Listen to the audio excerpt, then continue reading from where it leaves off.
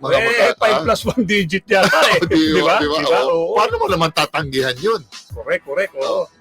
Pero itong problema niya, nasa kalagitnaan ka ng UAAP season. Yun ang mabigat dito. Kung bibigyan, is it worth it? Ang tanong ko. Pare tanong ko sa iyo, more or less, ang De La Salle University Green Archers, magkano tingin mong ginagastos niyan? Pare, sa 1 year preparation, recruitment, training, pagkain, lahat, tingin mo, pare? Parang milyon-milyon limpak yan eh. Yun nga lang, di ba, yung sinasabi na hindi nga binulgat. Di ba?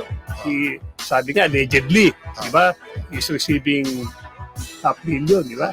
Pamilyon, Diba? sabihin na natin. Lahat Diba? mga 300 na lang. Ilan pa yung players doon, recruitment pa. So malaking limpak yan ginagastos na. Pare, dito lang kasi pare, iniisip ko sa recruitment, no? Yung lahat ng ginastos ng Lasal siguro kundi mga 50 million plus, malaki for the whole year. Pag ang bata siya na-disgrasya, is it worth it? Parang tinapo mo sa labas ng bintana pag na-disgrasya. Pare, ang buhay ng Lasal, malaking piece of the puzzle si KQ, si Kevin Kiambao dito. At parang sa akin, ang nagkaano rito, ang malaking influensya dito is si Coach Topex Robinson. Correct. Kasi maraming ginigive up si Coach Topex dito eh.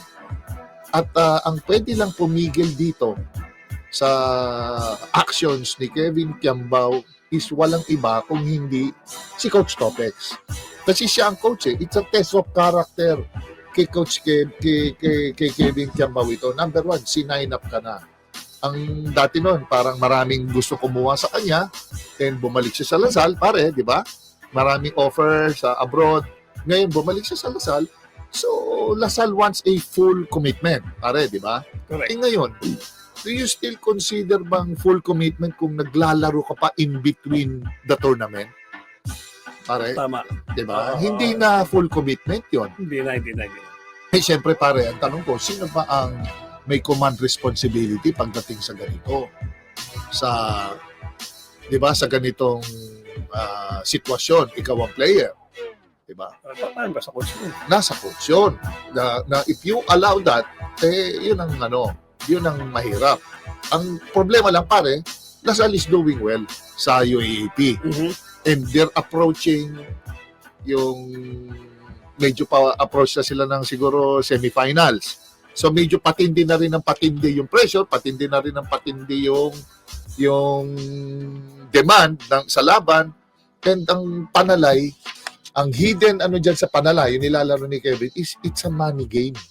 Pare, okay lang kung laro ka lang eh. What if kung may nagpupustahan dyan? Meron. Ha? Meron. Kung biglang magkagulo, like yung Liga sa Muntinlupa na yung kasama niya si Bakla, hinabol yung referee, susuntokin. Yun, di ba? Oo. Yun ang ron. Yun ang isa sa mga tinitingnan ko na pwedeng mangyari kung magkagulo. Tapos second, pare, alam ko, nabobore siya. Siguro masyadong matagal ang laro. It's masyadong theoretical. Theory, practice. Ilaro na natin ito. Okay din yan. Ang problema lang, siyempre, ikaw meron kang commitment eh. It's usapan lalaki yun eh. Usapan lalaki yun. Dapat, dapat you have to choose. Kaya inopera ng ganyang kalaki, it's to block out all your commitments. Tama. Ikaw as a player, as a collegiate player na wala kang ibang lalaruan kung hindi yung eskwela mo lang.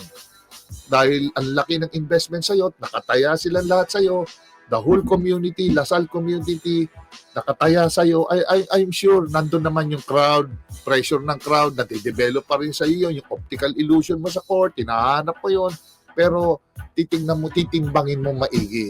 And lahat ito, magmumula sa gabay ni Coach Topex. So I hope test of character to kay Coach Topex na sana magawang pa niya ng paraan yung sitwasyon ni Kevin Kiambao. Kasi sayang kung mamimiss niya itong Final Four. Tama yun pare. At maganda pagkakahimay mo dito sa issue ni Kevin Kiambao. Ito na ba sa akin? Pero bago yan pare, shoutout muna pare.